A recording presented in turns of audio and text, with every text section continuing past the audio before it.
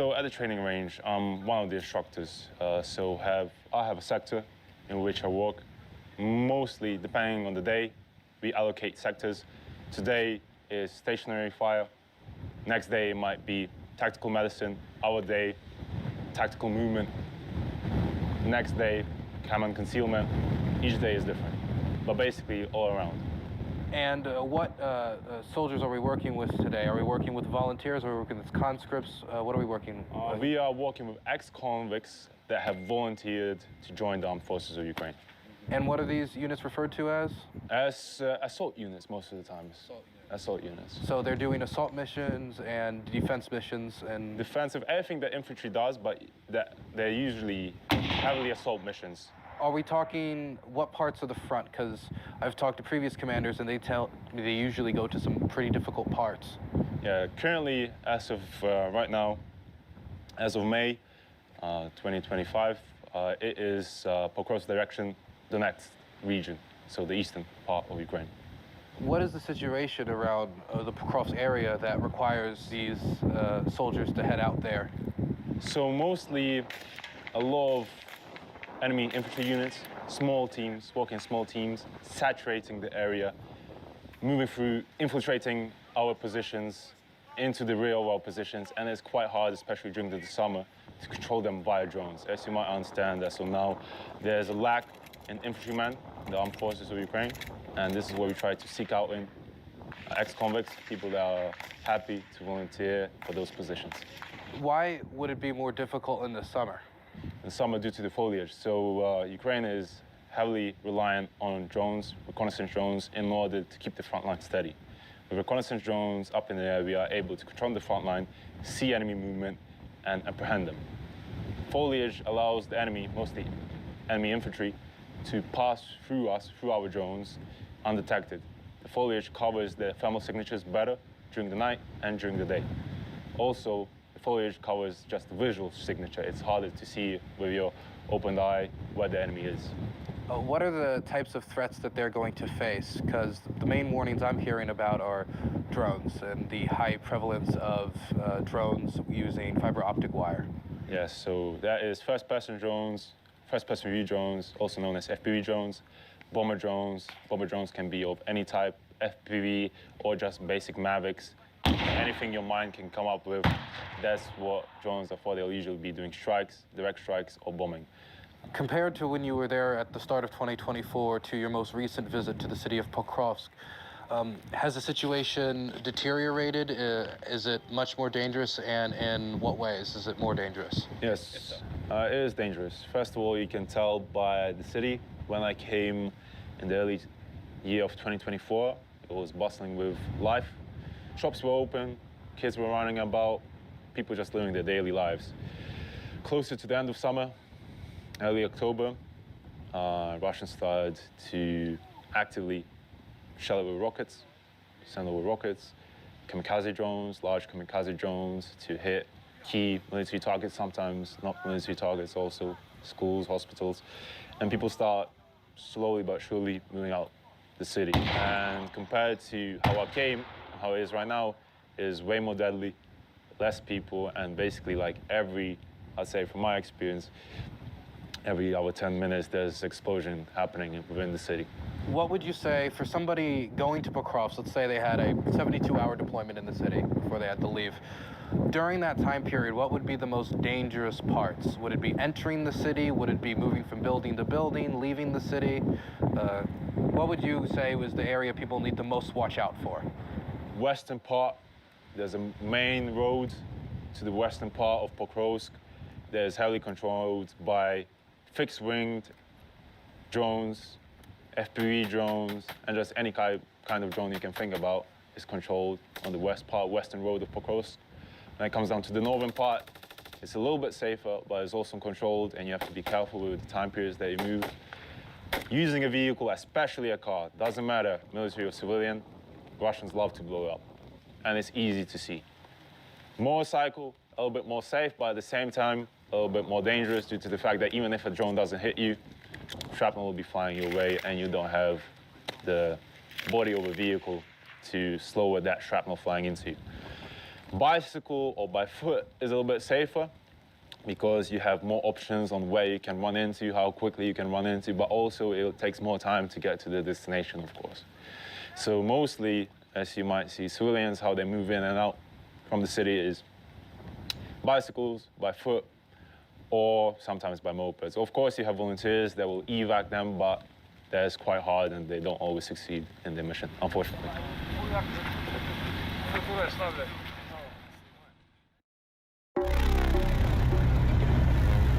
I'm headed into the city on the back of a pickup truck driven by soldiers of the 68th Mechanized Brigade rotating into their positions in Pokrovsk. The plan is to stay there for 24 hours based in an FPV drone position buried in the ruins of the city. After we get through the long and dangerous road into Pokrovsk, where the enemy drone threat is constant. The ride going in is more dangerous this time. One of the reasons being that now Pokrovsk is under attack from 3 directions, from the southwest, south, and the east, as Russia attempts to flank and envelop the city, squeezing every route inside in the process. The plan is to stay with the drone team at their position, film their work, and see what state the embattled city is now in. The majority of this time will be underground, spent in the team's quarters located in the destroyed former apartments of those who fled. We immediately interacted with the threat above as our team's UAV signal detector picked up a drone overhead, and subsequently pulled off the road to hide under some trees nearby. These detectors, while on active parts of the front like this, can cave your skull in with notifications. But this forewarning can give you some more visibility for any soldiers and aid workers trying to complete their missions in unarmored vehicles. The drone passes. For now, it's time to keep moving. Along the route, as my eyes darted to scan the sky for movement, there would be an odd couple of drone nets, meant to catch drones if they attacked you from above. But there were so few and far in between that it was as if they were meant to give you just the chance to exhale, but not the chance to breathe. As we approached the city, passing over a railroad intersection, the burnout remains of others who had tried to make this trip past us. The Russians regularly target the route into the city, making just entering or exiting it extremely dangerous. It's time to go dark and get into the city, fast. The men making up the team are Holy, a former farmer now pilot of a rage extender, Scary, who helps prepare the drones and had my favorite patch of this trip, and Obi-Wan, who pilots the FPV drones. He told me that he first got his motor skills to fly drones from a DualShock controller from his PlayStation. He brought it to the region and uses it on his days off, most recently playing Mortal Kombat with others in the army, and is on his 5th run of Cyberpunk 2077, and is excited to play Death Stranding 2. They sleep in cycles, always keeping someone awake and aware. They can't afford to miss orders that could come at any time, or large-scale movements on the front, which they monitor using a software showing drone cameras situated along the Pokrovsk area.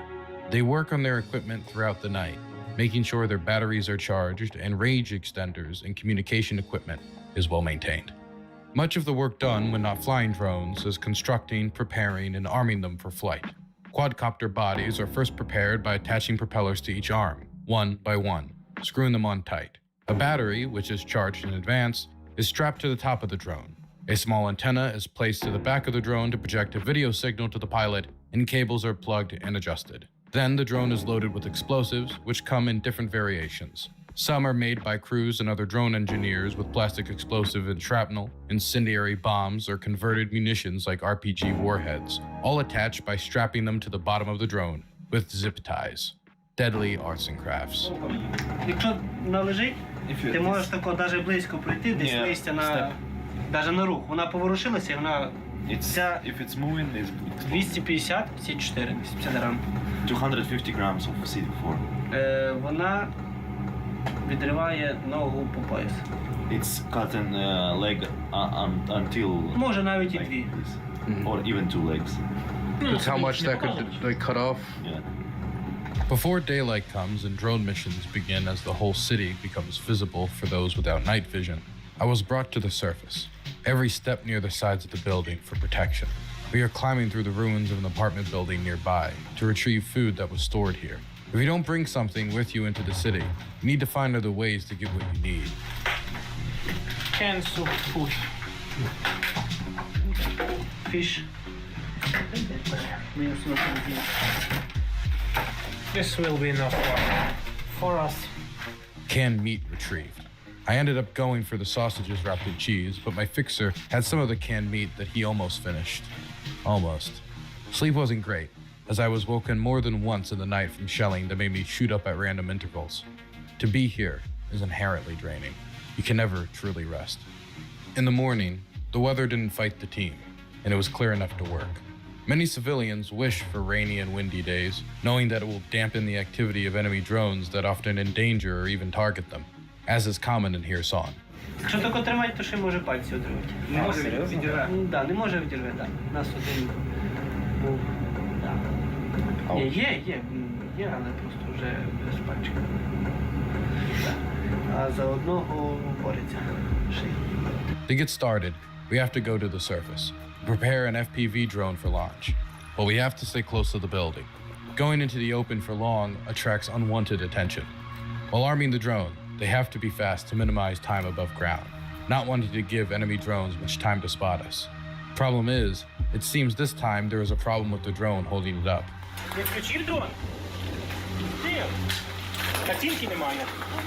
This happens more often than you think. Could be a dead wire, could be a problem with the signal, could be anything.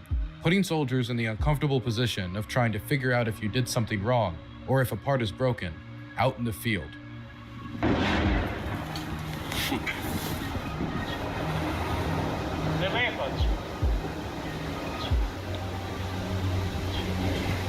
Виключений? Да. Все, заходимо.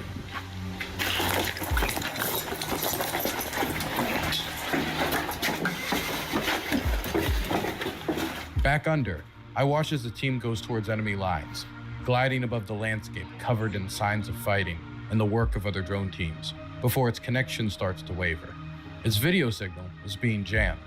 As drones have come to dominate the battlefield, drone jammers follow right behind, attached not only to fixed positions, but military vehicles on both sides as well, which is what the team's drone fell victim to, falling harmlessly from the sky as the signal is lost.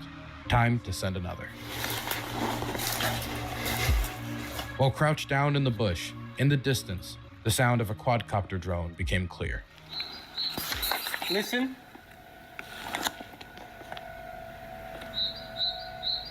Run.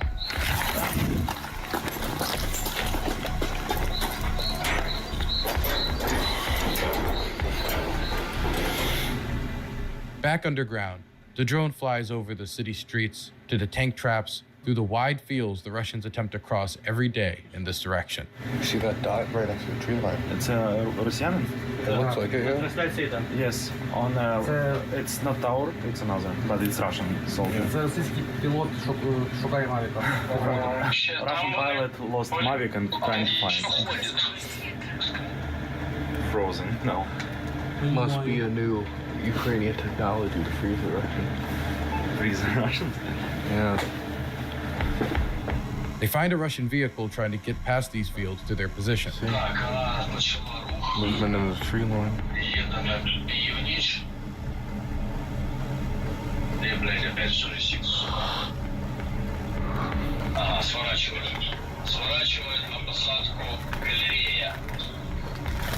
And as they are following behind their target, prepare to strike.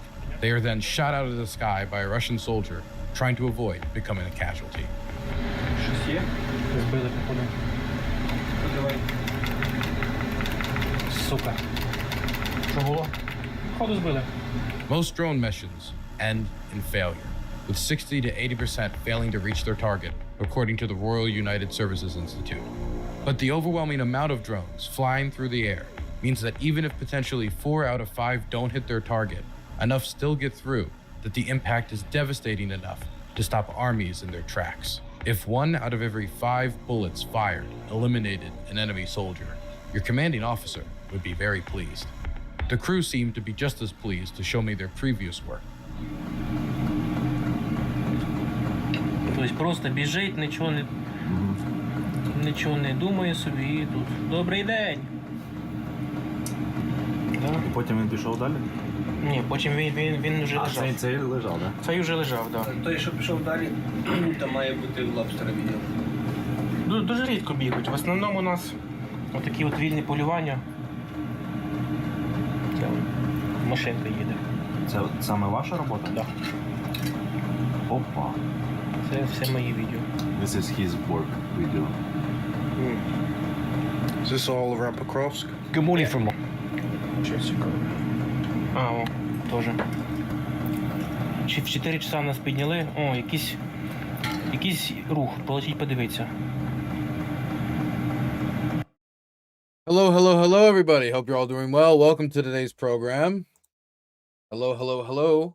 We've got a few things we got to go through today.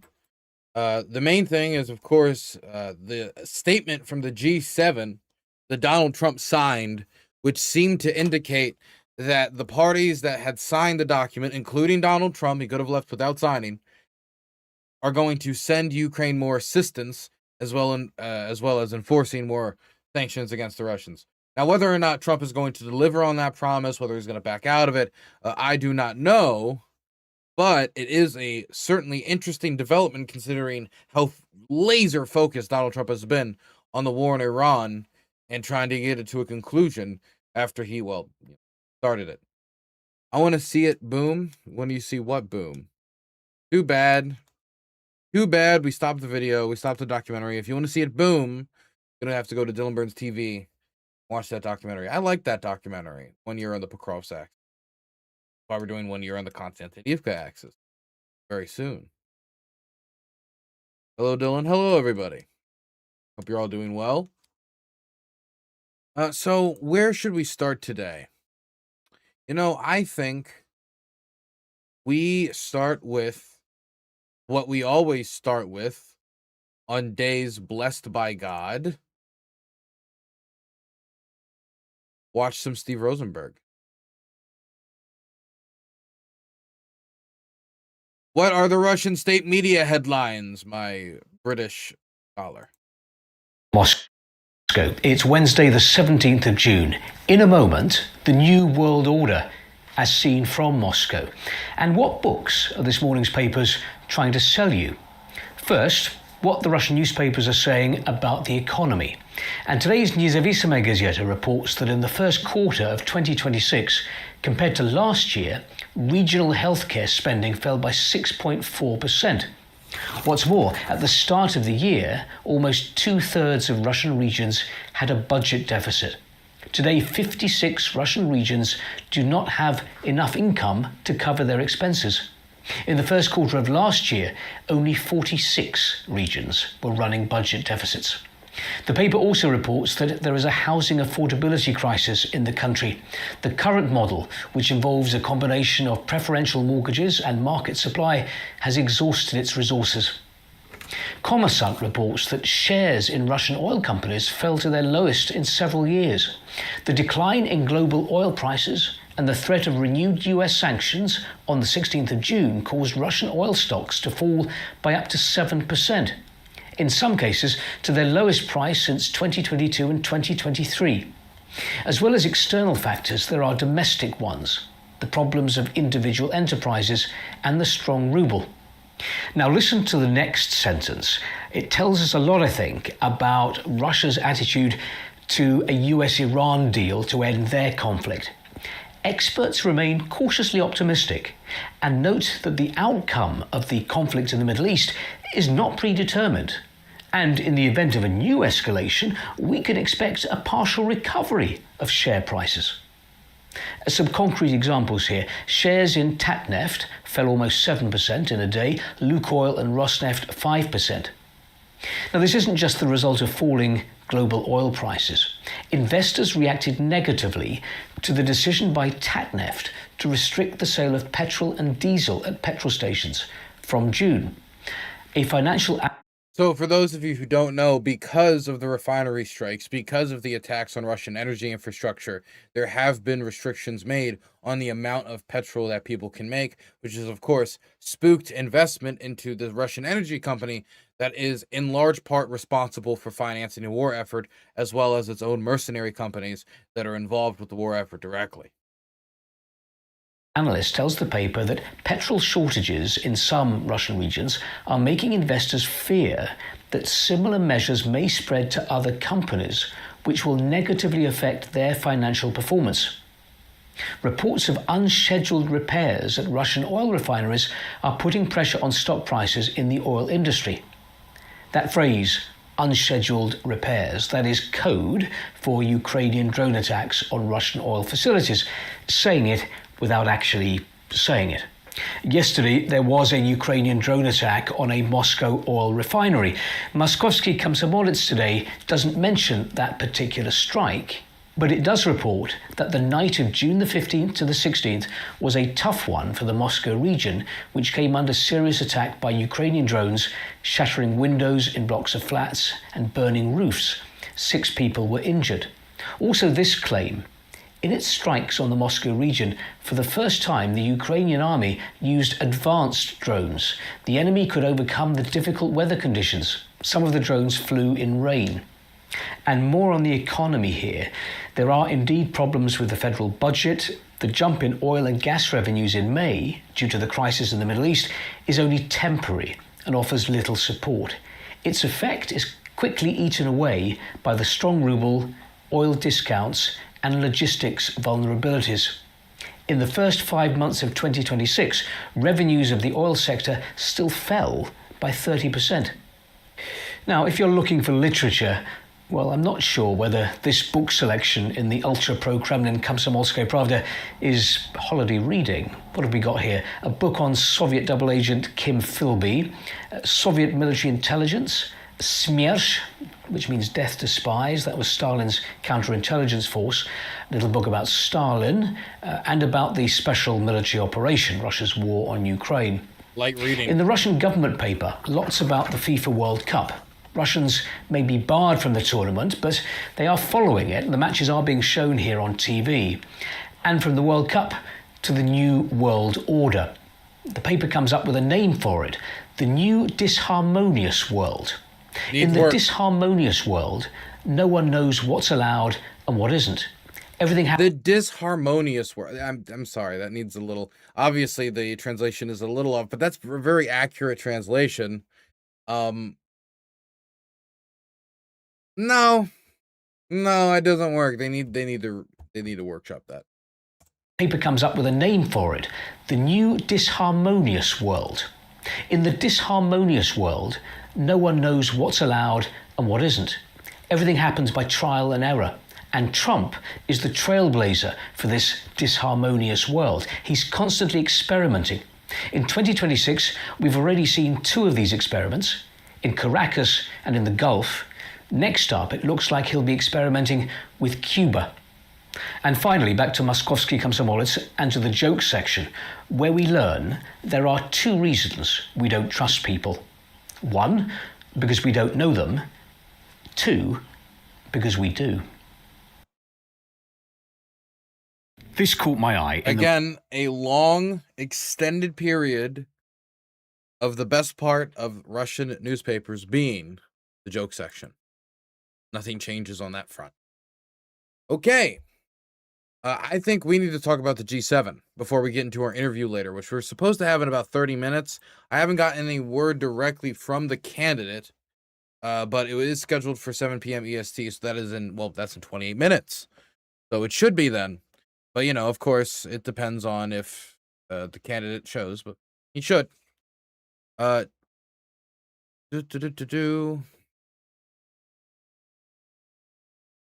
Okay.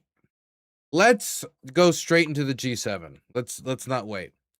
So this story kind of slapped me.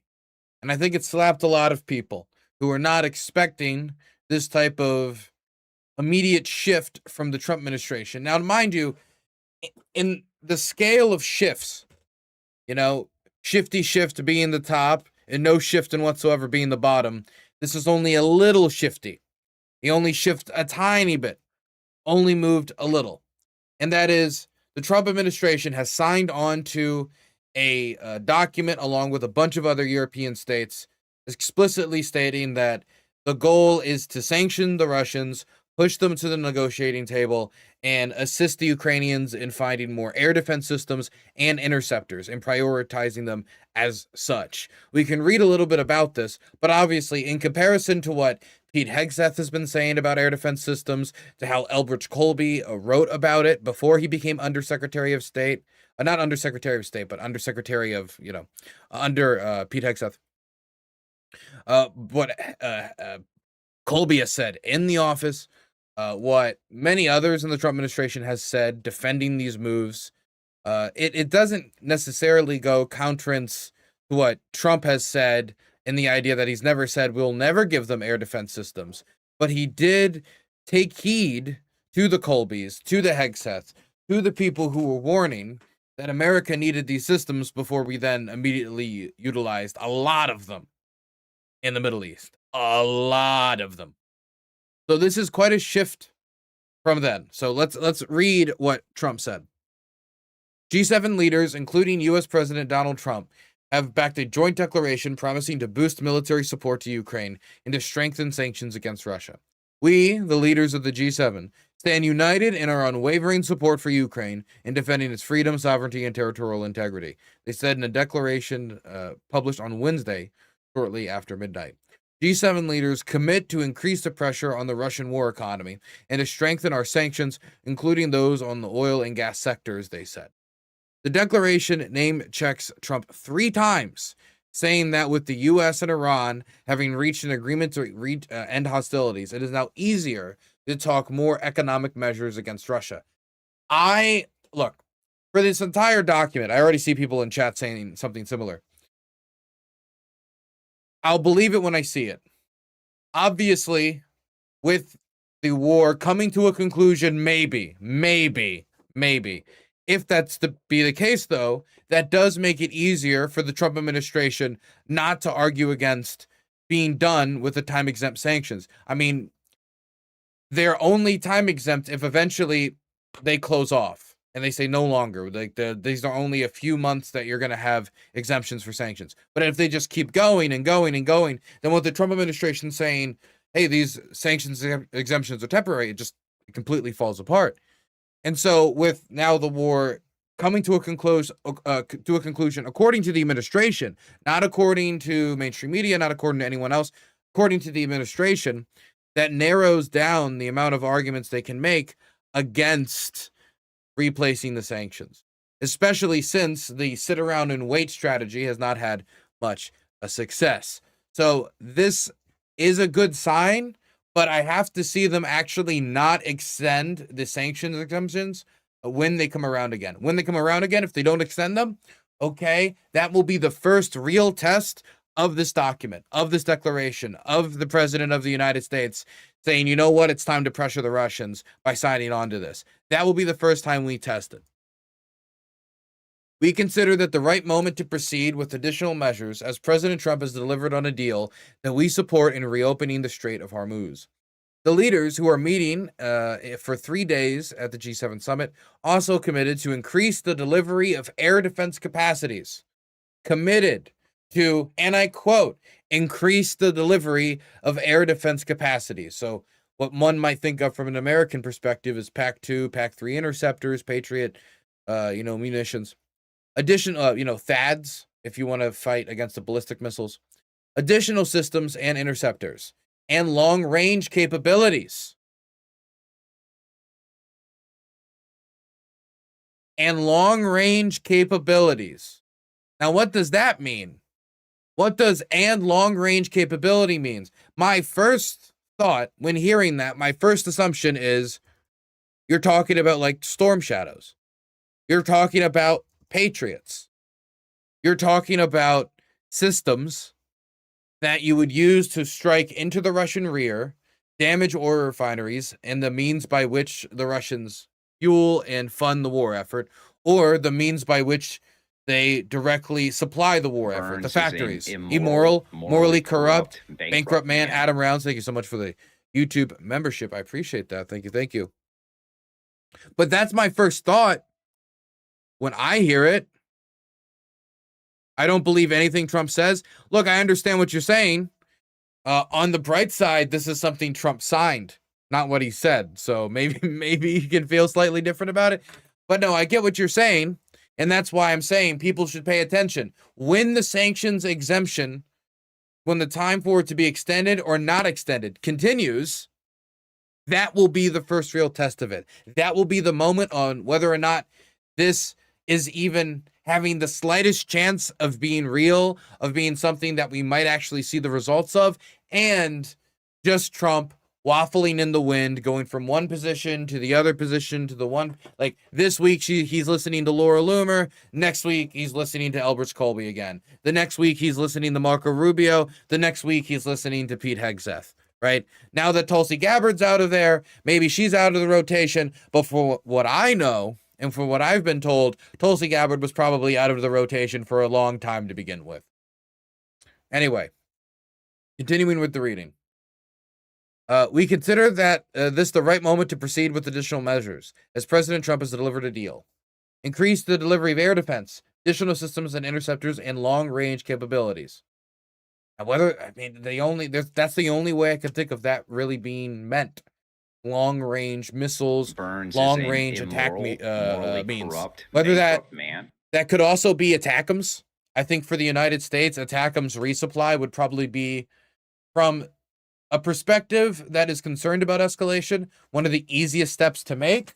But also, at this point, if they were to supply Patriots, if they were to supply more Storm Shadows, which the British are doing anyway, if they were to supply, if they were to go to the Germans and say, supply your long-range systems as well, I don't think that would escalate in a manner that would be negative for the United States. I don't think it would, I don't think it would escalate much to begin with, considering that the Ukrainians already now have domestically made long-range weapons capabilities. They have domestically made long-range drones that are now attacking in masses of hundreds of drones. They have domestically made fire-point missiles like the Flamingo, the FP5. So, point is, like, that because of Ukraine's expanding capacity to attack these targets themselves, the United States isn't giving Ukraine something it doesn't have.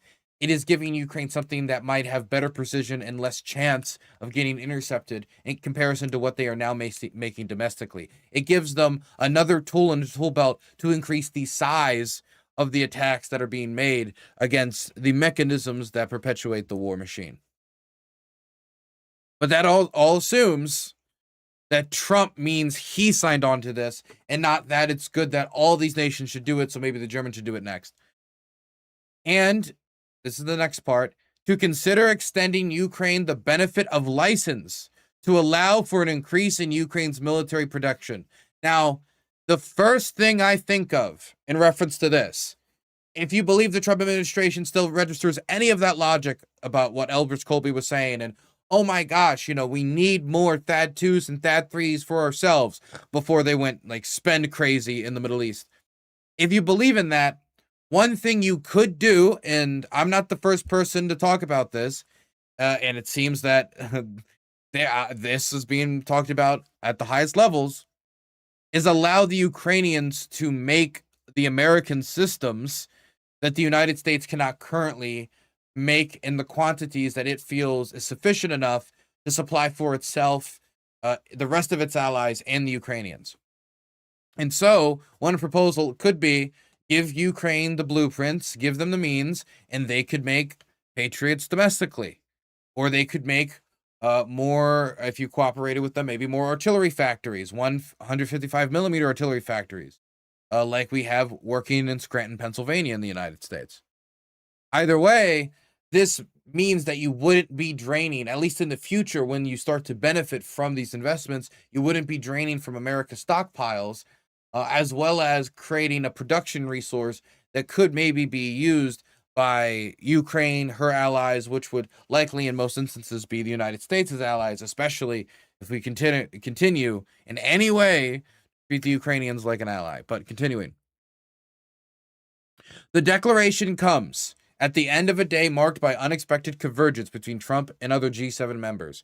On Tuesday, Trump also hinted that he was ready to reinstate sanctions on Russian oil, which Washington previously suspended until mid-June.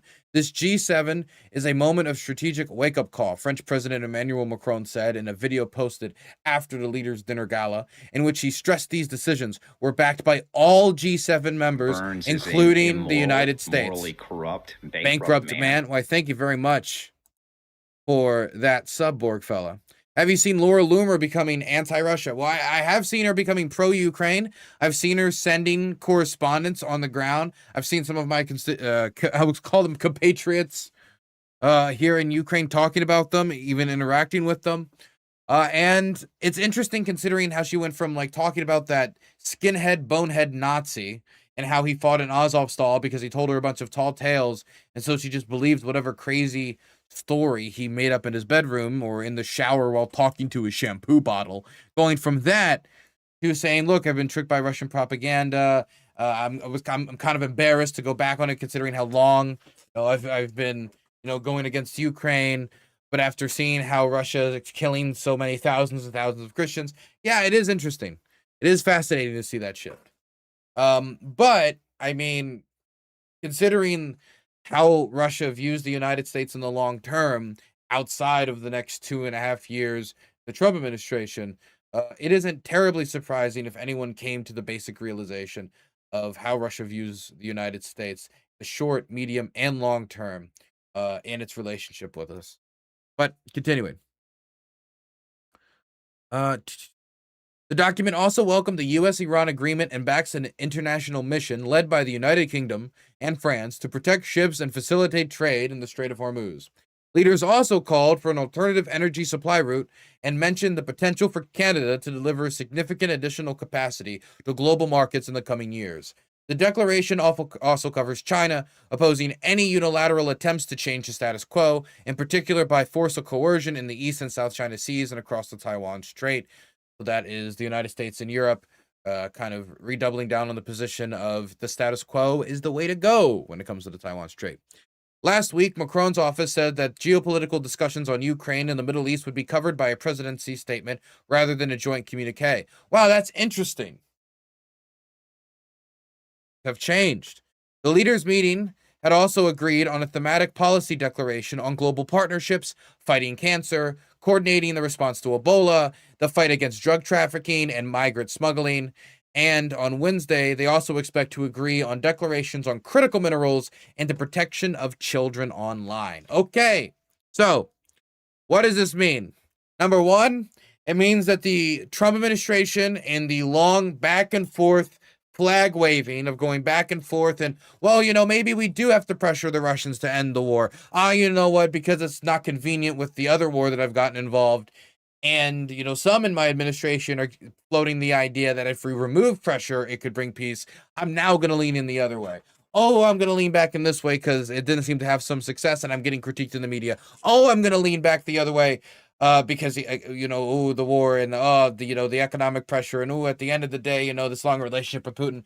Oh, well, now I'm getting further critiqued in the media. The polling data on this is the worst it's ever been, according to Gallup, not just some crazy pollsters or like Pro-Ukraine Institute or like the Reagan Institute or anything like that, but pro-Ukraine pollsters and Gallup are saying like roughly 70% of Americans support Ukraine, want to assist Ukraine, and the majority of Americans think he's doing a bad job going up to an election year, at the same time that Trump is on the record of saying he was going to end the war in 24 hours. And the deal that he said he would push forward, a ceasefire along the front line, the Ukrainians did agree to, even under Trump's pressure, and the Russians didn't. And that has been offered time again. Zelensky recently offered it again in public through a public letter. The Russians then responded by saying Zelensky can come to Moscow, which is essentially a rejection, because we know that Zelensky's not going to Moscow. Putin's not going to Kiev. They would go to a third-party country to negotiate, considering how many assassination attempts have been made on, just for an example, Zelensky's life. They are at war after all. So that means they're flipping back in that direction. Whether they're going to stay in that direction, whether they're going to be consistent in that, I do not know. As I said, the first test will be whether or not they continue to exempt the sanctions or they put them back in place. Once they put them back in place, then we can talk about these other steps. Then we can talk about, okay, so are they finding ways to get air defense munitions to Ukraine, even if it's through Trump's Pearl program? instead of through Lend-Lease or a Ukraine Support Act type piece of legislation, or through some other means, whether it's like drawdown provisions, for goodness sake. I mean, there's still some left over from the Biden administration. So whether or not it's through any means possible, but likely through Pearl, if they do that, that will be another step forward in that direction, because outside of the question of cost, which Trump has talked a lot about, we've spent roughly like between 120 and 150 billion dollars, depending on how you evaluate stuff. Remember, a lot of these things are graded at the point of construction, and then it's Vietnam era equipment. Obviously, it's not worth the same that it was worth in 1970, and there has to be questions around that, but that's the rough range we're talking about here. Trump talked about 300 billion, and then he adds like a random another 50 billion, even though he was president. So unless Trump gave him $50 billion, like during the last year and a half, like it's just not possible.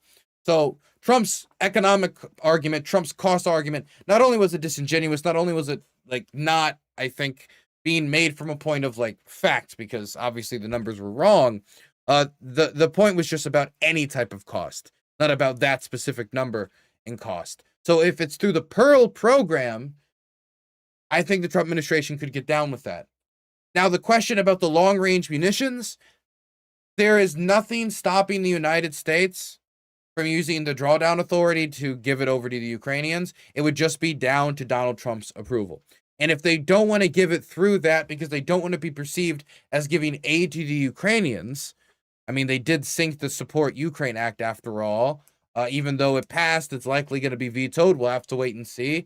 We'll talk about it then. I expect Track Ukraine to grade Trump upon his veto of the Support Ukraine Act, the Ukraine Support Act. But there's nothing stopping Trump, I imagine, of sending Tomahawks, sending any other more ATACMs through the Pearl program instead of through a traditional support package, through drawdown authority, or through any other type of mechanism. They could just sell it to Europe and have the Europeans give it to Ukraine. If not, if they want to remove all of the pomp and circumstance, just sell it to the Ukrainians directly. There's nothing stopping that either.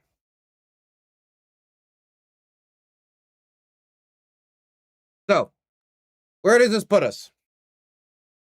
It puts us in partially a waiting game. I imagine also we need to wait to see how the Russians are going to respond, because if Trump is genuinely tilting back, the Russians prefer Trump going back and forth, like he's one of those bobber birds, you know, dripping water, drip, drip, drip. They prefer that to Trump tilting until he tilts over. And the decisions he makes for the packages he sends removes the flexibility of moving back and forth anymore, because he bets on the Ukrainians, right? They want to avoid the outcome of Trump betting on the Ukrainians and likely dooming the Russian war effort. On the other side, there's always the floating hope that they could pull Trump over to their position completely, either when the war is over or before then, to help bring about an end to the war, even if they don't believe in the United States as a long-term security partner, since Trump is only going to be president for 2.5 years, unless that third term talk goes a little crazy. Either way, I think that they're going to engage. We're going to have to see how they engage. We're going to see if, Dmitriev and Putin himself and all of the other people like Peskov, they make a blitz to try to go through Steve Witkoff or Jared Kushner or through other intermediaries that they could possibly have to try to get the Trump administration to turn back on the course. Offer a new round of talks that go nowhere or go somewhere, but almost certainly go nowhere. Offer a second Alaska summit, or now offer a summit in Moscow like they did after the Alaska summit. Maybe they'll offer another summit in Turkey, but instead of sending Putin, we'll send a different high-level representative. We'll send one of the highest-level representatives, but we're not going to send Putin, to further delay it while making it perceive through their rhetoric to Trump, like, oh, well, before it was low-level representatives. Now it's mid-level. And later, maybe we can even do higher level until eventually we get to Putin. That type of stuff, it's going to depend upon Trump being able to see through that.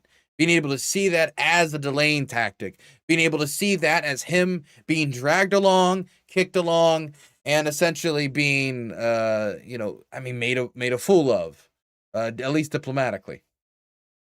So which way it's going to go is going to depend upon that. Probably not super transparent financial incentives, like what exactly ground floor investment people like Jared Kushner might be able to get in Russia. There's going to be so many factors going into it that at this point, even though this is a signed declaration from the President of the United States, it could mean something and it could mean nothing.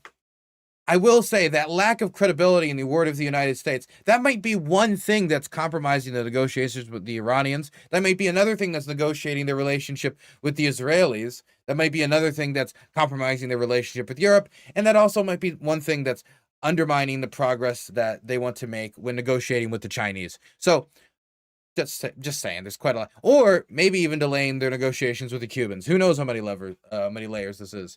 What competent foreign official and what not competent foreign official gets where, and how Trump directs it, and how Trump pays attention or doesn't pay attention seems to affect quite a lot.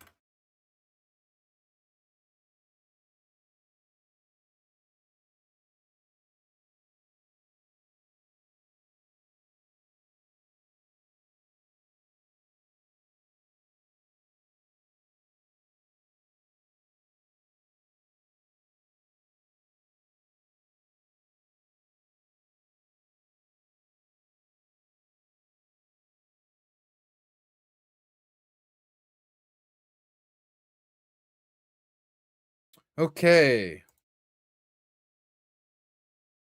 Next, we should be doing the interview in about 5 minutes. I messaged him. Let me just check on X. That's where I originally got in contact with him.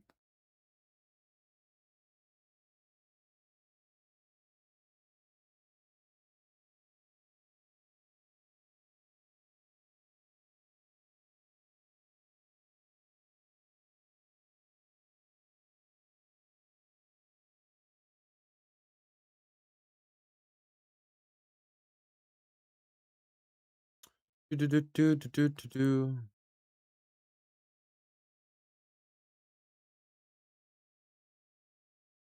out Rubio being miserable. Oh yeah, I did see this. This is Rubio at the G7 as Trump talks about, well, if we fail with Iran, we'll just blame Vance. This way, if it works out, I'm going to take the credit. If it doesn't work out, I'm blaming JD. You better be careful, JD. He's going to turn his plane around and get the hell out of here. Yeah, I like that idea. I think it's a good idea. He's either deep in thought or trying to bear it. Probably both. Very different vibe. Very different vibe.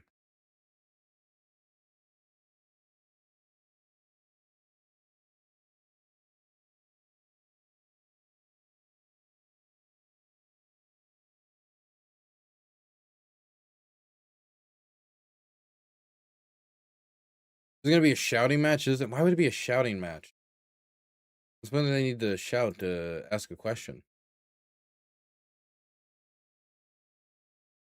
By the way, I saw I was having calls with people about like, oh, Konstantinivka. I heard it's like 99.9% taken. And then I look at the map and what is actually geo-confirmed. And it's always just fun with flags. People just see a Russian standing in the street with a flag and they're like, okay, the Russians control it. You can do that in 5 seconds and then be killed by a drone like 2 seconds later. Like it doesn't necessarily mean anything. I'm still bullish on the idea that to take all of Konstantinivka and then try to push over to try to make this gap between Konstantinivka and Oskove is gonna be like, that's something that it's gonna take them at least until the start of winter and end of summer. Being, giving myself some flexibility here. End of summer, starting to go into winter.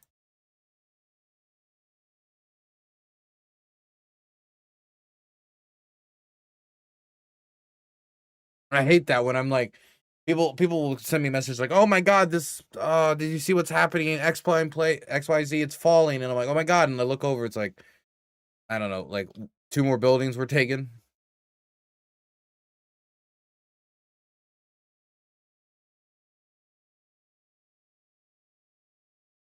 I think that's called fall. Yes, fall.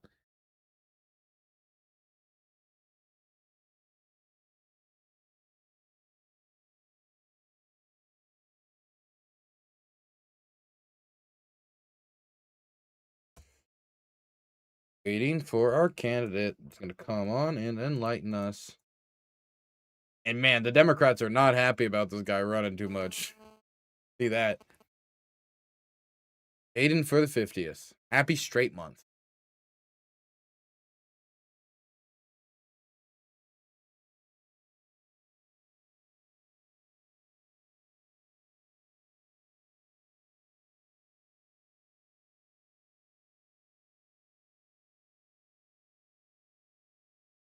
Did you guys see the AI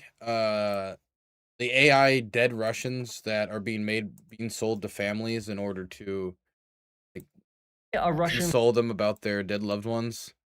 The Times that report. I wish I didn't have the Times. I love that AI generated. They have to put that in the corner. This is not a real Russian soldier transcending into the heavens on your screen. I promise this is not real footage of a Russian soldier transcending into the heavens. That just so happens to be the exact dimensions of your iPhone.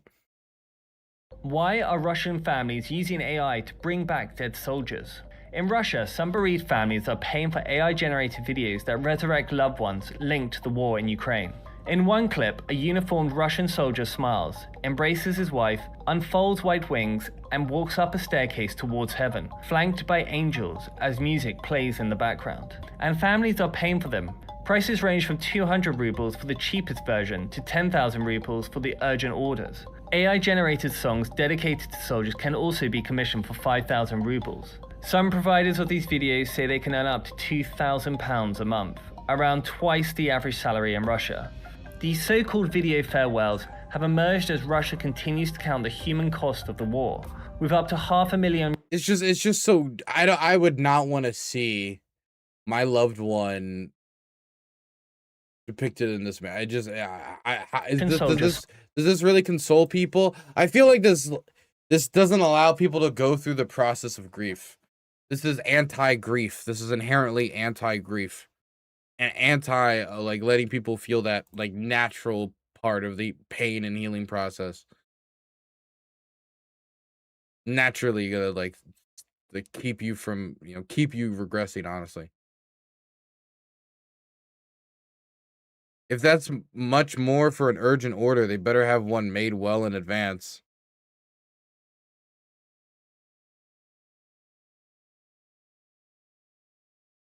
The range between 200 rubles to 10,000 is pretty wild. What do you get for 10,000? You get it within like 30 minutes?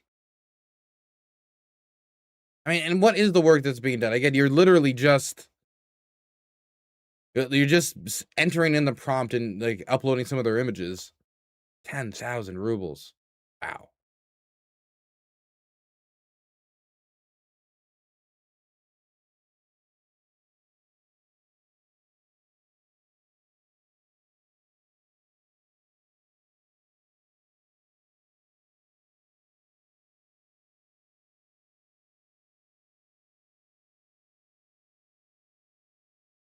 You would be utterly shocked at what people have tried to do to cope.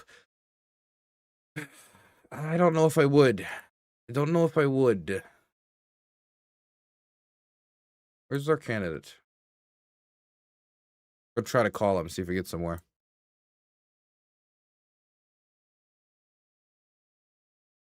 Oh.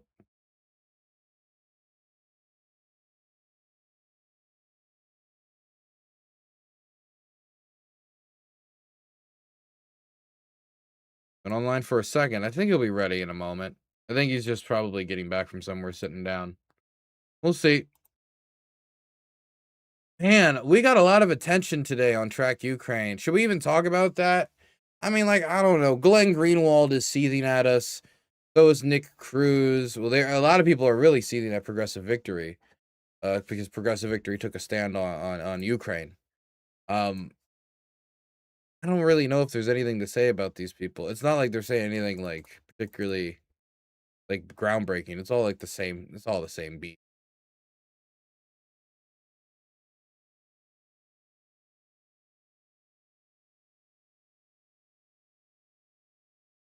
And we seem to be making a bigger splash than they're making a splash. So I'm more than happy with how it's going.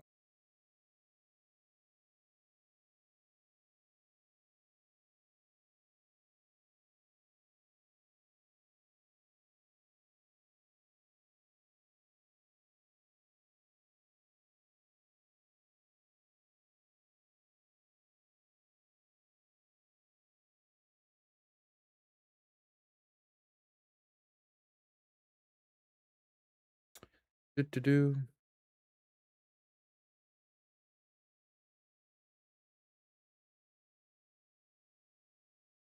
Waiting. Really waiting. Really waiting. I guess we can talk about. I mean, we're waiting, and we're literally just waiting for him. We can talk about it, I guess, a little bit. No, it's look. All of the complaints I'm seeing about Track Ukraine, at least all the complaints that is like actually ending up in my feed, seem to be either A, they don't know that it's just the grading mechanism for candidates on Ukraine. It's not like, hey, anybody we mark green, we endorse them as a person. Everything they've ever like, we grade people who have domestic abuse scandals. We grade people who have financial scandals. We grade people who believe horrible things on other stuff, and we grade people who are absolutely awesome. Like, it doesn't like it's just a tool by which grades candidates all across the spectrum by one issue on a consistent standard. So anybody with any number of beliefs can use it to inform themselves when they vote. Even hell, even if you don't agree with supporting Ukraine, you can still use it to inform your voting. But there seems to be a lot of people who thinks, well, if you rank someone green, that means number one, you want them to win. In most instances, yes. In some instances, not necessarily, or even no. But it's, that's not an endorsement, or it's nothing more than just, look, we graded them, and this is how the math doesn't lie. I'm sorry that your favorite candidate's not that good. It really just feels like trying to, number one, I got to explain that concept. And number two, there's a lot of people who don't see how bad it is in Ukraine, and I can see from how they're describing, like, oh, what do you mean? Like in Palestine, like people lose their homes. Why would progressive victory like hold them to the same standard? It's not the same thing. Like, I see like a bunch of comments where I remember that like Owens Jones tweet from a while ago where he would say, I wonder what the mainstream Western media would do if Putin, and then named a bunch of things that Putin and the Russians had done, like on multiple points. It just, I get that feeling as well. And so it's, I mean, I try to explain the methodology to those who seem like they might care. Corrupt, bankrupt man. But a lot of people don't seem to really care. It's just that they're attached to their candidate, or they think that any critique of even somebody they want to win is inherently like, you've attacked them. It's an attack. Like, I mean, I don't know. We just like made her image black and white, and then we like listed her positions. And then we like talked about the fact that she wiped the website, did X, did Z, like it's like her record is her record. Sorry.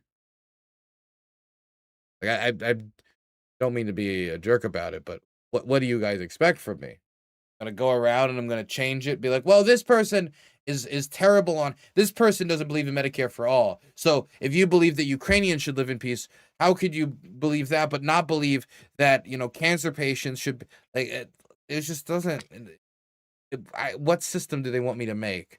They want me to make a machine that tells them who to vote for. You're a grown adult. You can do that yourself. That's your brain. That's what your brain is for making decisions.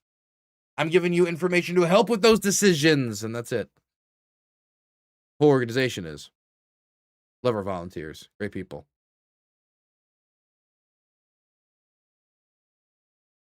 Take my Bezos bucks. Thank you so much for the primer tray.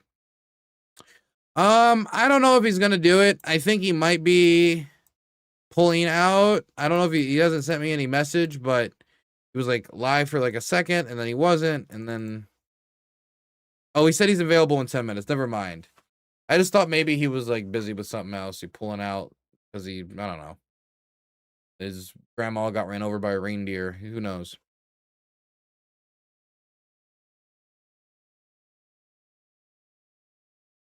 Okay, so we'll see him in... This was just 5 minutes ago. We should be seeing him in 5 minutes. Great. We still got an interview.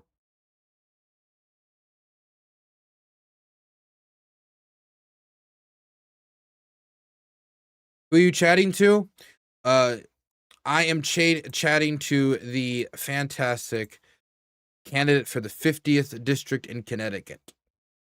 Republican nominee. Cormick. What's stuck in your head? Jaden McCormick. You might say you don't believe in Santa. Oh, that? Yeah, no, that'll do it. Did you see the full 14-point memorandum of understanding? Yes, I did. I read it at the end of yesterday's stream and we discussed it then. But I think we should probably discuss it again.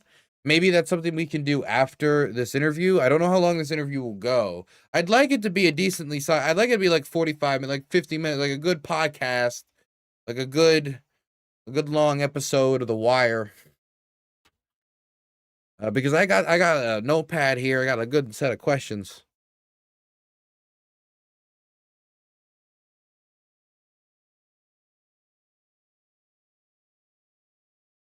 But nah, yeah, we can definitely go through this after. Because we went through it once yesterday, but I think going through it again will be useful.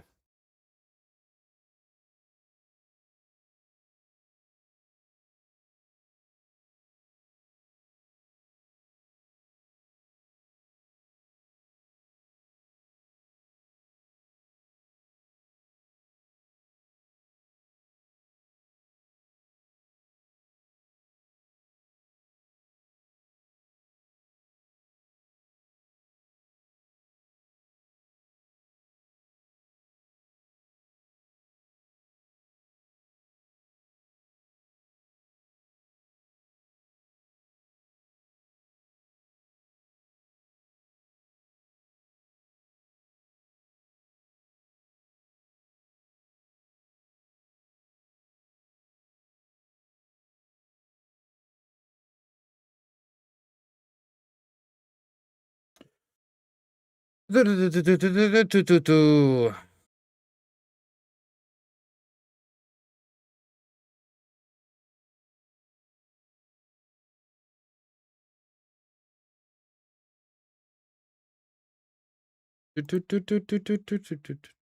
did you miss me? Animation Assault? Of course I missed you, Animation Assault. Missed you like you were one of my own children. How could I not?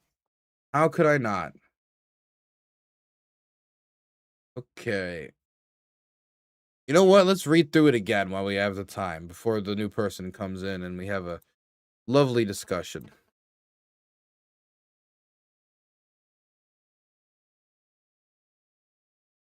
The U.S., Iran, and their allies agree to immediately and permanently end military operations on all fronts, including in Lebanon. The U.S. and Iran agree to respect each other's sovereignty and territorial integrity and not interfere in each other's internal affairs. The U.S. and Iran commit to negotiating and reaching a final deal within 60 days, unless mutually extended. The U.S. will begin removing its naval blockade immediately and fully end the blockade within 30 days. Iran will use its best efforts to ensure safe passage for commercial vessels through the Strait of Hormuz for 60 days. The U.S. and regional partners will develop a mutually agreed plan of at least $300 billion for Iran's reconstruction and economic development. The U.S. will work towards terminating all types of sanctions against Iran, including UN, IAEA, primary and secondary sanctions. That's a really big one. Iran affirms that it will not procure or develop nuclear weapons and agree to address its enriched material stockpiles under IAEA supervision. Address its stockpiles. Well, that is not the word give up to the United States that Trump said it was going to be. It's not even necessarily give up to a third party, but they said they were going to negotiate that over the next 60 days. So that's probably what that is. Until a final deal is reached, Iran will maintain the current status quo of its nuclear program, while the U.S. will impose no new sanctions and deploy no additional forces. The U.S. Treasury will issue waivers for Iranian crude oil, petroleum products, derivatives, and associated banking, insurance, and transportation services. The U.S. will make frozen or restricted Iranian funds and assets fully available for use. The U.S. and Iran will establish an executive mechanism to monitor implementation of the MOU and further compliance with the final deal.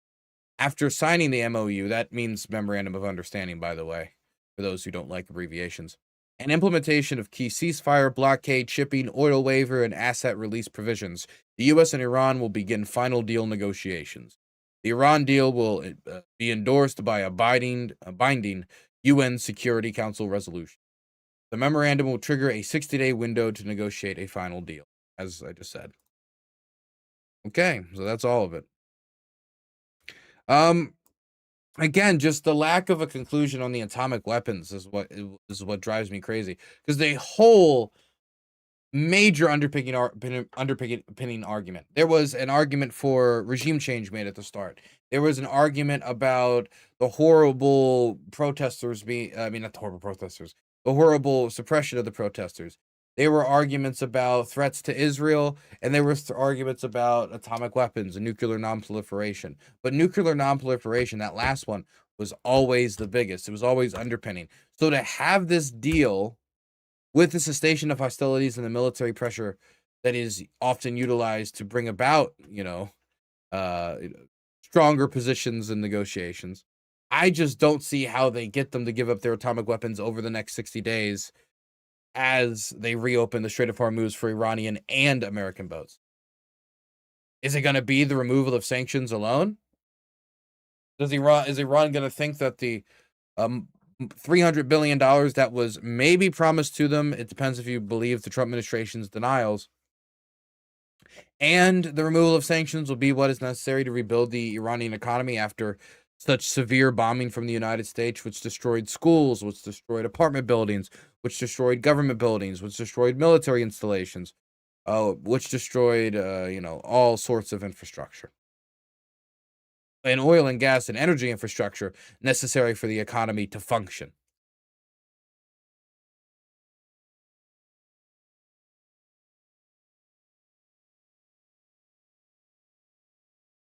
Trump is a professional bankrupting industry. He is number one, so America is done. Well, that's unfortunate news. Every single Trump announcement has only one reason: to manipulate the Wall Street market. End of. I don't think every single one. Some of them. Trump is negotiating a deal much worse than the international agreement he trashed that was established when Obama was president. That had support from our allies and actually was successful. I mean, we'll know for sure after the 60-day period, which, by the way, in the agreement I read, which was not this Twitter snippet, but in the agreement I read that was reported, could be extended past 60 days.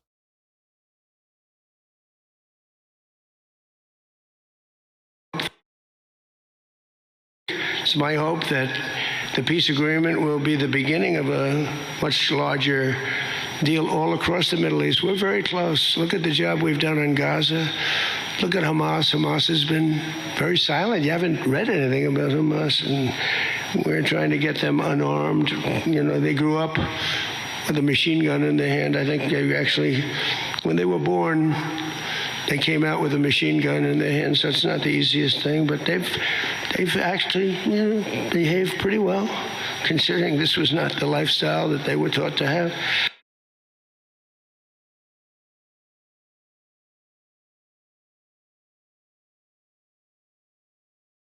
They were born with a machine gun in their hand is fascinating. Even more fascinating is, after saying they were born with a machine gun in their hand, that they're actually behaving pretty well. Which seems to be indicating that he's, trying to put the idea that, hey, they've stayed in line with the ceasefire, trying to keep the ceasefire on the train tracks, trying to push forward this deal.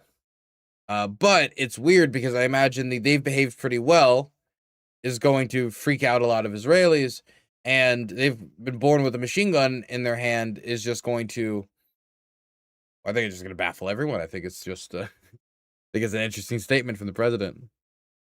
Interesting is the key word I'm using here. Interesting. Okay, I think our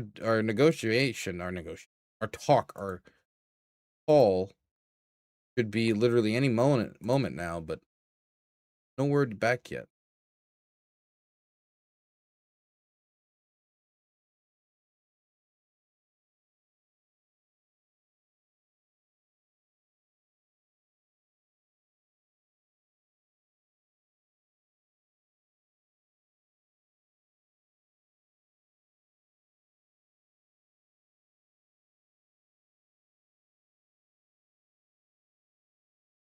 Given all that money is crazy because how much bases of ours have they bombed? That'll be a huge cost to us. Trump denies that there's any money that was being handed over, but I mean, that's not what's being reported. So, I don't know, believe who you want to believe.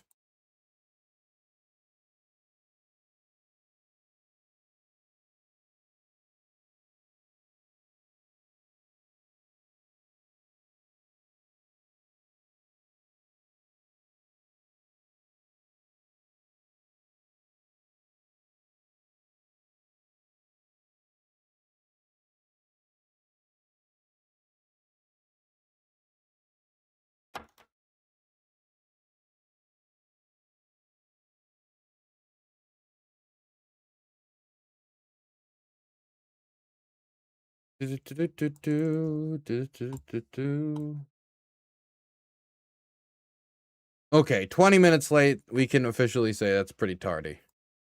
We can officially say it's a bit tardy.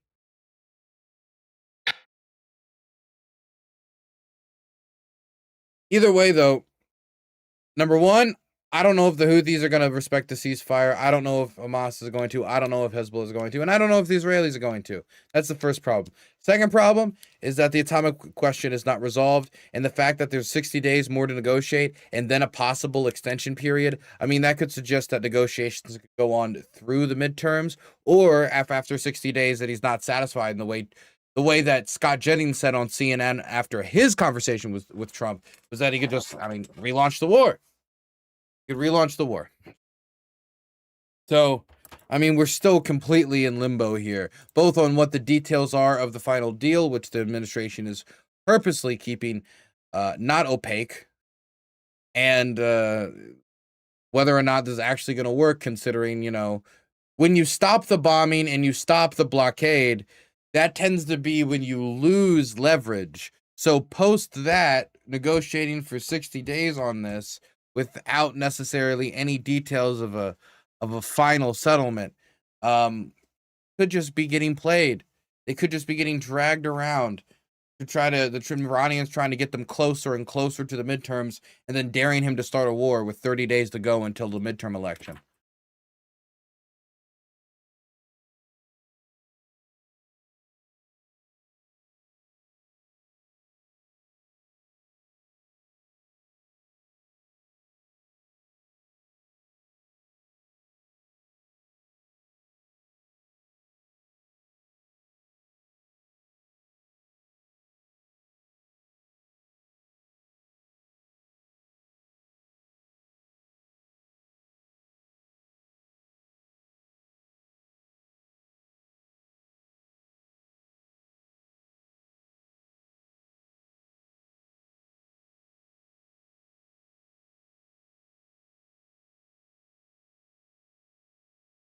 I never believed the nuclear weapons justification was ever going to end up being something we'd succeed on.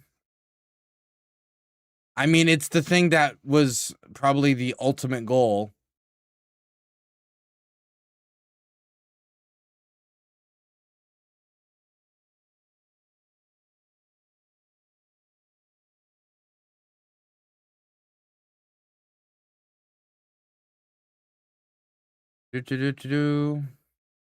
Man, I'm still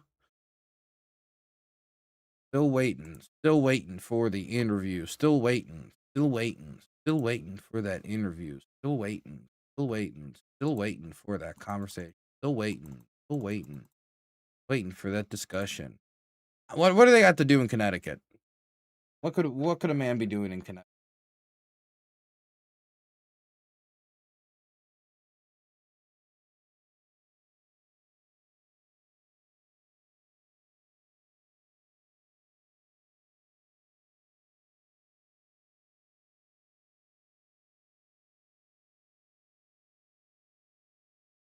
Oh, you know, as we're waiting, you know what was a cool poll I saw? Very interesting Ukrainian poll. Almost 70% of Ukrainians expect Zelensky to be replaced after the war. This is a sign of strength in Ukrainian civil society, that they're ready to move on past wartime leadership to an administration that they would want to rebuild. That doesn't necessarily mean it's going to happen. He could still win re-election, despite the fact people think he won't. But Churchill didn't. And out of all of Europe's historical leaders, that's who he gets compared to quite often. I mean, really the most. Around 67% of Ukrainians expect President Volodymyr Zelensky to be replaced after Russia wars ends, according to a poll by the Kiev Institute of Sociology, a good, reliable pollster. This represents a notable increase from 2023, when 23 respondents held that view. Wow. That's almost a tripling. No, that is a tripling. Oh my goodness.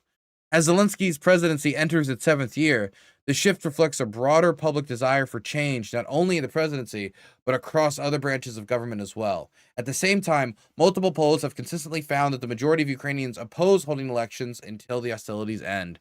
Respondents were asked whether they believe Ukraine needs to rest and replace the central government, including the president, cabinet, and parliament, after the war to restore the country. The number of Ukrainians expecting at least one level of reset of central authorities has risen to 88%, up from 73% in 2023. Among those who fully trust Zelensky but still expect him to be replaced after the war, the figure stands at 33%.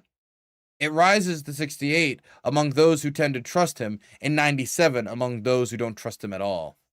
The study also showed that the proportion of Ukrainians who view the presidential interference in the work of parliament and the government as justified has declined to 52%.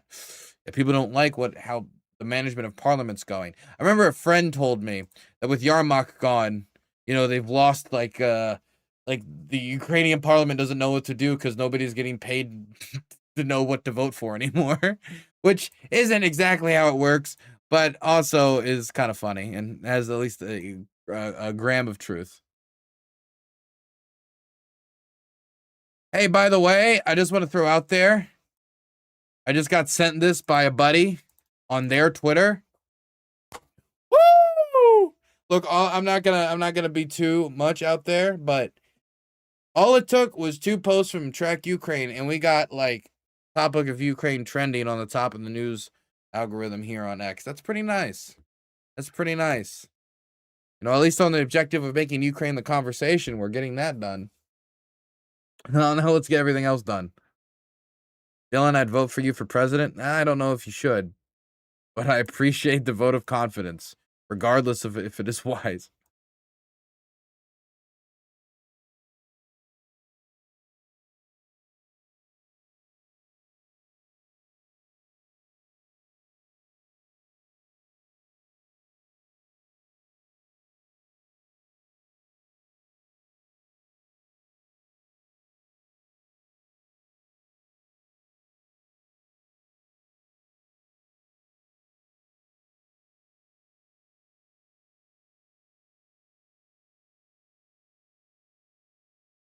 Do-do-do-do.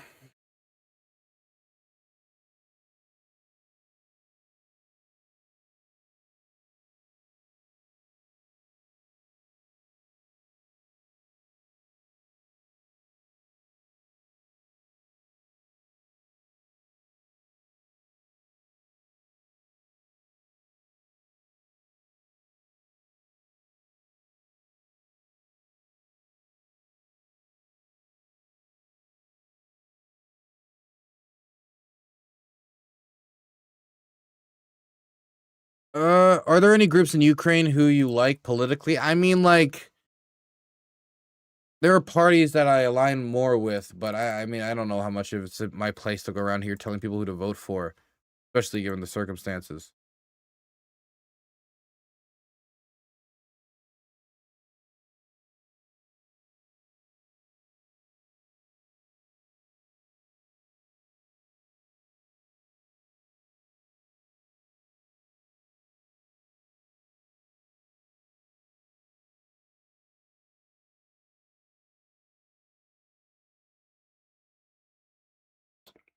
You know, if I think this guy, and I don't know what's going on, man.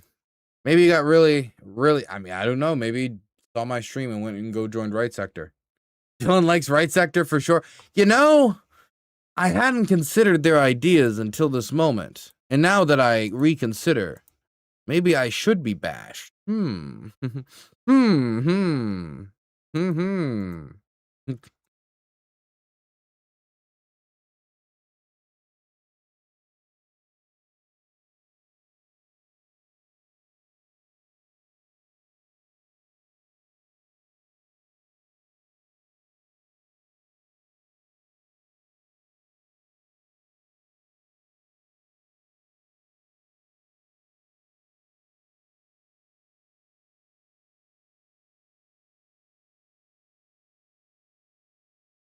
And this interview was supposed to start 30 minutes ago. Gotta say, this is a power move. He's winning.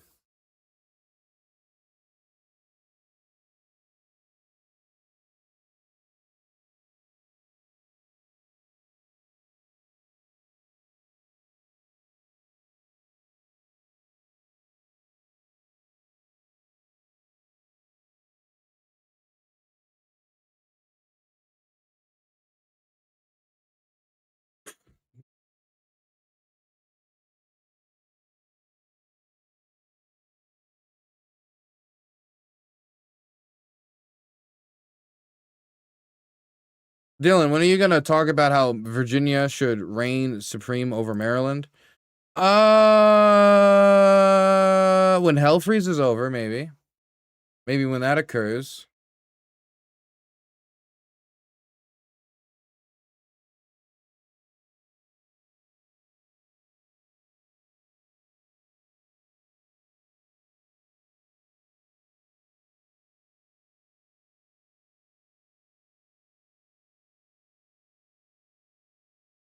You know what we can do as we wait for him?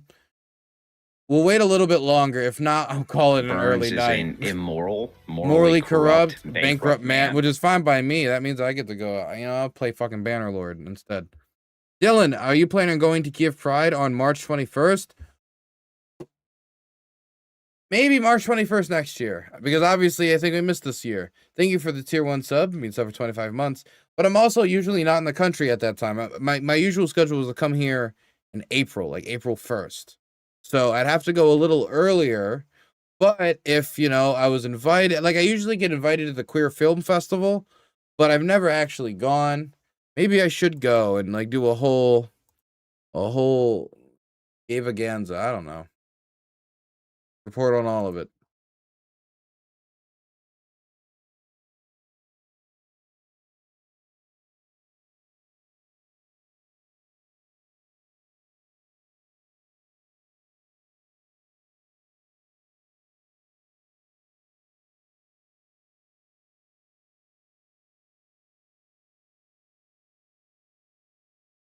So I found this interview that this guy did, and he did it like 2 days ago, it seems. Let's see. Cancel culture comes for Connecticut candidate Jaden McCormick. He's not sorry. Hello, people of Connecticut. I am Selena Rifkin, and this is Connecticut Common Sense. I am here with Mr. Jaden McCormick, who is running as a candidate in the 50th. So before we get to it, I'd like to ask everybody to remember to like, subscribe, share, and comment, because we here in Connecticut is yearly.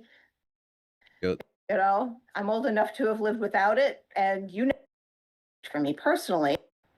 So We get to the candidate. what your controversy is, I'm going to preface this statement. We're 3 minutes in and we're in the controversy. Hasn't even heard a single word from the candidate. My goodness. Which will also be a teaser, with the idea that let's start with Connecticut does not have a death penalty. And the Supreme Court of the United States has ruled that sodomy laws are completely unconstitutional. So now it hasn't been that long since it has not been that it. long, but I just want to preface it that way because I want that any gay and lesbian people who might be listening to know that they have nothing to fear from you. from a practical standpoint, whatever your opinion is or what you believe, Sure. they have nothing to fear from you. Sure. Sure is such a funny response to that. Sure. Sure. Even he can't help but laugh. That's funny. Nothing to fear from you. From a practical standpoint, whatever your opinion is or what you believe, Sure. they have nothing to fear from you. Well, not necessarily because, I'm part of the new Republican Party where we don't take flack from these sodomites. We don't take flack from these rhinos. And we're here to fight back. So they do have something to fear because we're part of the movement that is going to enforce these laws once again in our state. Of course, in 2012, they removed the death penalty for pedophiles and mass murderers in the state of Connecticut, which I think is berserk. These people are just, Jaden, yeah. for that particular subject, Mhm. you and I are in agreement because Yeah. Is he serious? I think so. Yeah, and I think everybody with I don't common think that- sense. yeah, it doesn't. It's a sodomite. Sodomite. And there are arguments to be made because I used to be opposed to the death penalty. I was ambivalent for decades, and then I decided, I thought, well, we could what if we made I a like that. He's mistake? like, the gay people have nothing to fear from you. And he's like, what do you mean? Of course they do. And someone was executed unfairly, that's on my Funny. conscience. But letting people like this go, letting pedophiles go, is that Well, we wrecks have to people's lives. realize here That what wrecks in the people's world. lives. Okay, so we have to define properly what a pedophile actually is. That's Is a great somebody- start. Let's start with Right. that. Because somebody that rapes a 3-year-old girl, and let's just say they survive, right? It ruins their life completely. It destroys their social construct.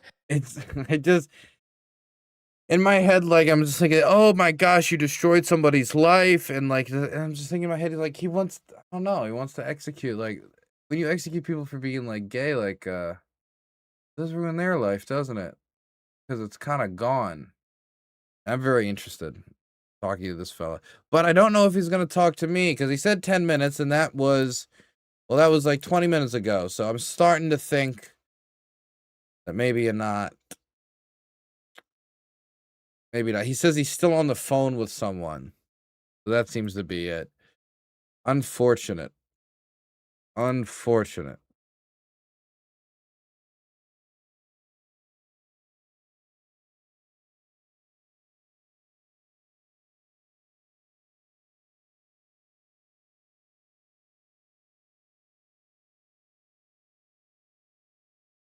I'll just ask him if he'll be done soon.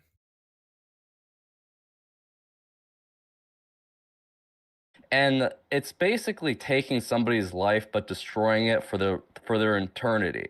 And so I believe somebody as a pedophile that rapes a 3-year-old girl should not deserve the right to live just because, number one, the Bible says so, and Jesus Christ literally said, if you offend one of these little ones, have a millstone tied around your neck and cast in the sea. So Jesus Christ literally said it.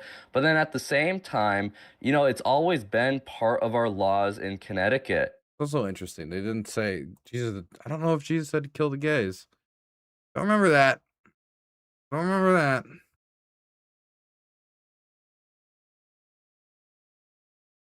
Well, I don't know if we're going to be able to talk to him. He just got me a message back and he said that he's on the phone with somebody. Sorry about the timing. Okay.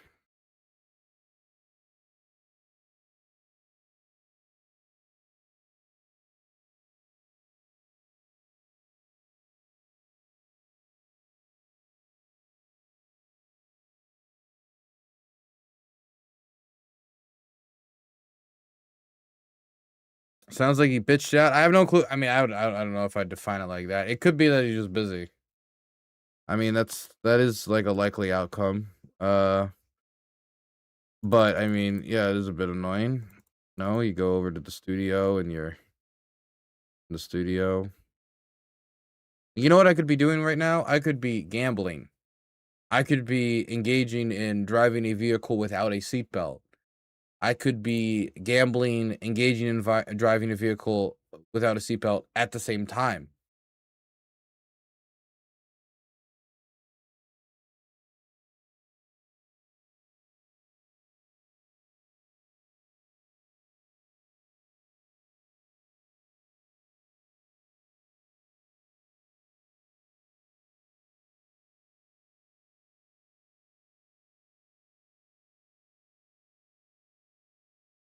Maybe he's working on straight people time.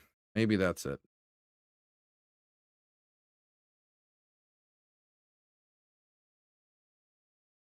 What is this on my screen? I don't like. Thank you, Twitter, for your fantastic recommendations, as always.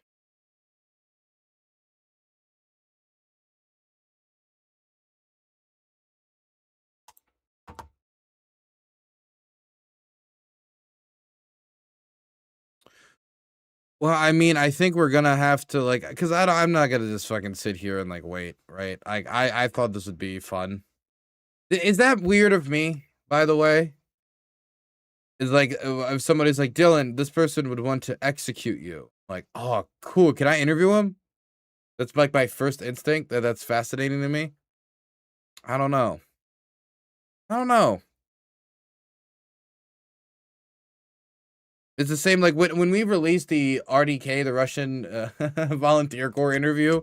We're talking to these we just call them the Russian right to be nice about it. About like whether or not they take orders from a gay officer. Dude, it's I don't know. Maybe I'm just naturally a provocative homosexual.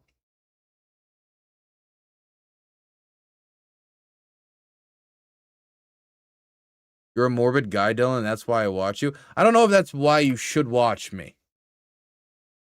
Dylan, Kiev Pride is on the 21st of June. Join the streets. Oh! Maybe I will.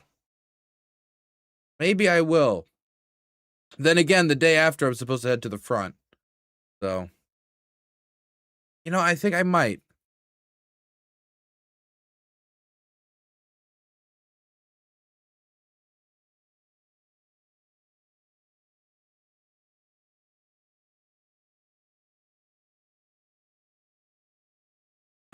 Okay, he said another day would be best, so sorry guys. No thing today.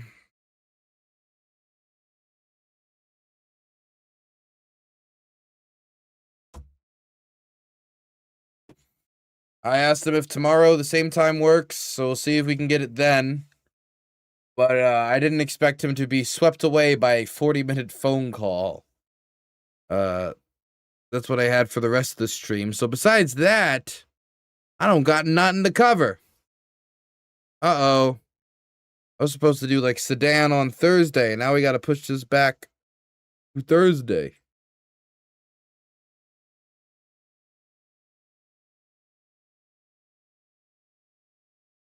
Oh, well.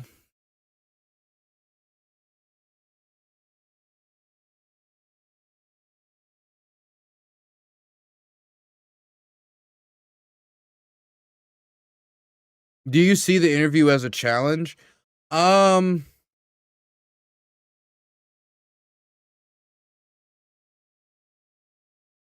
of.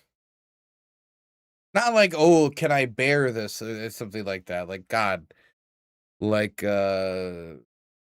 homophobes don't like really scare me, or like there's nothing like that, because especially since like I don't feel like they could hurt me, like actually at all. So I don't think that I get scared by it. So I don't think it's a challenge in that sense. I think it's a challenge in a way, like maybe an intellectual challenge, but to me, kind of fun. Because to me, it's so ridiculous. It's such a silly thing to get so angry about. Like the idea, execute homosexuals on its front. It's like, well, how? What method of execution would you use? How would you gather them all up? Would this be something where you just kill anyone for being gay, or for like engaging in a gay act? Would there be a gay grace period where for a few months you could keep being gay But then once you get to this point, like anything else, and you get basically purged, what do you do when you get tons and tons of reports and way too many people to actually enforce? What do we do when officers start getting shot by people who would rather get in a shootout with police than be put on the wall and shot later for, loving someone? Like, these are all, like, to me, these are all fascinating questions because I don't think there's any good answer to them. So I'm just more curious as to what he'll say, as well as what he actually cares about when it comes to the rest of his agenda for the state of Connecticut, because a lot of times, if somebody's a shock jock when it comes to, like, everyday tabletop issues, well, you can figure out the depth for yourself. So I think we'll try to do that tomorrow. And if it doesn't work tomorrow, maybe Thursday. But it doesn't seem like that's going to be happening today, guys. So I will see you guys later. I'm very sorry for the short stream where all we talked about was the G7. But hey, that's not a bad topic, the G7. And I think I gave you a pretty good breakdown as to why you need to believe in nothing and just hope for the best. And continue to watch for the time-exempt sanctions to see if they're going to go anywhere. That's the big watch. If you're going to walk away from the stream saying anything, or looking for anything, look for the time-exempt sanctions. We'll try to do this interview either Thursday, or we'll try to do an interview on Friday. And it will just, if we do it on Friday, it will just be the interview stream and nothing else, because I got a Track Ukraine meeting on Friday as well. I have Track Ukraine meetings around 6 p.m. Eastern Standard Time on Fridays, which is part of the reason why Fridays are so bad for streaming right now. Anyway, I'll see you all tomorrow at 6 p.m. Eastern Standard Time, 3 p.m. Pacific, 1 a.m. Kiev time. We're going to be moving to earlier streams, 3 p.m. Eastern Standard Time, 4 p.m. Eastern Standard Time. But that takes some time. It takes some getting used to. It also takes me actually getting my editor to make a graphic announcing it so we can actually promote when the stream happens. Regardless, I'll see you all tomorrow. And even if we don't have Captain Lynch the Rainbow, even if we don't have him, we will have some decent content tomorrow, I'm sure.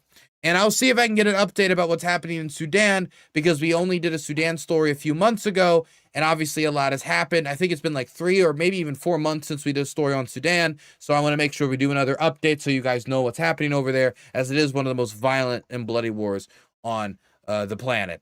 Good night and good luck, everyone. Thank you so much for tuning in. You want to support my work, I'm headed back to the front as soon as next week. Donate, DylanBurns.tv/donate. Dylan Burns TV on Patreon. Drop your Twitch Prime in the chat. Also, trackukraine.com. We track Ukraine at gmail.com if you want to volunteer. And my personal email for my show is DylanBurnsTV@gmail.com. Follow me on social media, DylanBurns1776 on Twitter, DylanBurnsTV for official channel updates on Twitter, DylanBurnsTV on Instagram, DylanBurnsTV on Blue Sky. Social medias for Track Ukraine is @TrackUkraine at all your favorite socials. Good night, good luck. I'll make the VOD live immediately after if you just so happen to not see my commentary on the G7 meeting and Trump's new commitments to support Ukraine. Good night and good luck, everyone. Bye-bye.